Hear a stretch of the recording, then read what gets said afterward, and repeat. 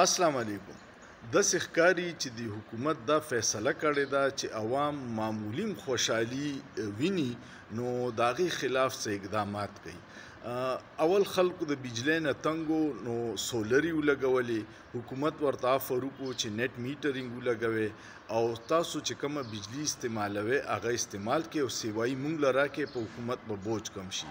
نو دغه اګریمنټ یې وکړو، خو چې خلکو بیا په ګڼ شمېر سره دا نیټ میټرینګ ولګو نو اوس یې هغه پالیسي بدله کړه او نیټ میټرینګ ختموي او ګراس میټرینګ کوي چې څومره ته بجلی جوړی ابه سیده ځي وابډې ته او وابډه به بیا په تا باندې په هغې ګران قیمت خرڅوي. نو د دوی پته نشته چې څه په ذهن کې دي. کله چې بجلی بحران نو په 2015 کې حکومت دا فیصله وکړه چې د سولر پلانټونه لګو چې د فرنس دا او د ډیزلو بجلی دا ګرانې نه خلاص شو. هغه تقریبا چې پلانټونه ولګېدل نو 400 میګاواټ بجلی د هغې نه جوړېده او دا اوس چې په زرګونو پینلې خلکو د کورونو په چت ولګولې دا صرف 80 میګاواټ بجلی جوړي، سیوا نه جوړي. زمونږ سره دی وخت کې د بجلی جوړولو صلاحیت چې دی هغه 41,000 میګاواټ دی او چې کله زمونږ ډیره ګرمي په جون جولای کې ډیره زیات ضرورت وي نو 26-27,000 نه سیوا نه ځي. دا 13-14,000 مونږ سره پلس ده، خو دا یو هغه عذاب بجلی ده چې کم د دوو غټو پارټیانو پیپلز پارټي او مسلم لیگ نون په 40-45 سال کې د آی پی پیز وی انډیپندنٹ پاور پروډیوسر سره معاهدې کړي دي او په معاهدو کې دوی یو داسې د خودکش شرطونه یې ښودي چې یو به تاسو لمونږه ګټه په ډالرو کې درکو او دویم دا کیپیسټي چارجز ته ستا پاور پلانټ چلیږي او کو نه چلیږي مونږ به تاله یو خاص اماونټ د کال درکو. ډیر پاور پلانټ یې بندې دي او هغوی ته په اربونو روپۍ مونږ د کال ورکو. دې وخت کې د بجلی خساره چې ده د دغې آی پی پیز په وجه باندې 2,800 ارب روپۍ ته قرضه وخته او دوی سره دا فکر دی چې هر سړي سولر ولګو نو بیا به مونږ دا ټیکسونه په چا لګو او بیا به دا پیسې د چا نه وصولو.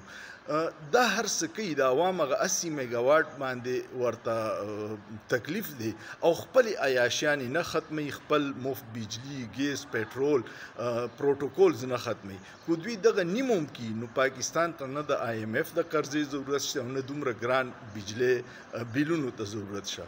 د بجلی په بیل کې دی وخت کې 9 قسمه ټیکسونه علي او ته به حیران شي چې کو چاته مخې ته کېدي اب هم پسې خاندي چې دا دوی په کم طریقه باندې د عوامو د جیبونو باندې ډاکه اچي.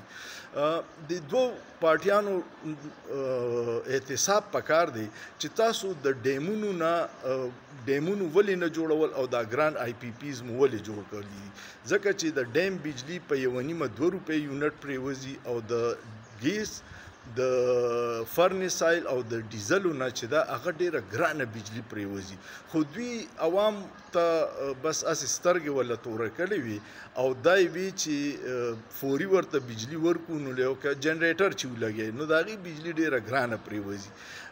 دا ټول خلک چې چا په دغې معاهدو کې انوالو دي د هغوی احتساب پکار دی، خو احتساب یې دوی په دې نه کوي چې ټولو کې د دوی خپل شرکت دی، د دوی پکې شیرز دي، د دوی فرنټ مینان اسې په مخه دي، نور د دوی خلکو پکې حصې دي او دا اربونو روپۍ چې د عوام د جیبو نه علي دا د دوی جیبونو ته ځي.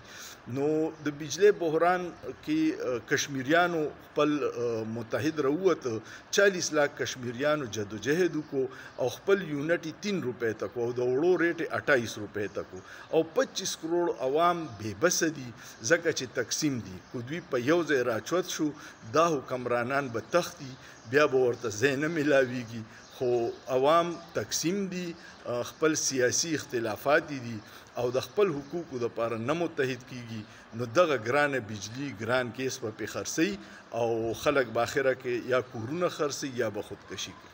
ستاسو څه خیال دی؟ کمنټ پې وکړئ او دا ویډیو ډیره شیر کړئ چې د نااهله حکمرانانو ته ورسي.